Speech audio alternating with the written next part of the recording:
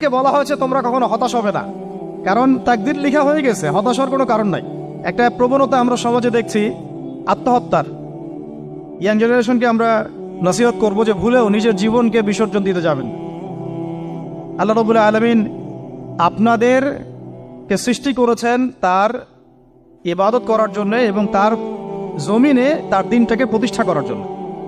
খেলায় খেলায় আপনার জীবনটা নষ্ট করবেন না, ঠিক আছে ভাই? আল্লাহ বোঝার তৌফিক দান করেন। তো কলম সৃষ্টি করার পরে কিয়ামত পর্যন্ত সব লেখা হয়ে গেছে। এখন আমাদের এই পৃথিবীতে তো মানুষ ছিল না, ছিল? এদিকে মনোযোগ দেন। এই পৃথিবীতে কি আগে মানুষ ছিল? এই পৃথিবীতে আগে কি ছিল তাহলে বলেন? হ্যাঁ, মাশাআল্লাহ। এই পৃথিবীতে আগে কি ছিল? এখন ওরা নাই। সবার সাথেই কিন্তু একটা করে আছে, কমপক্ষে কয়টা করে? সবার সাথে কমপক্ষে একটা করে। আর কোন কোন জায়গা আছে যেখানে জিনের বড় বড় আখড়া আছে। পৃথিবীতে যে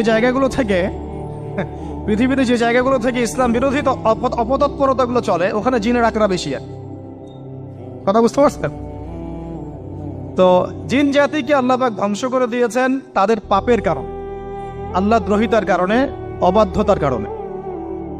এখন আল্লাহ রাব্বুল আলামিন ইরাদা করলেন পৃথিবীতে আমাদেরকে সৃষ্টি করবেন, মানে মানুষকে সৃষ্টি করবেন।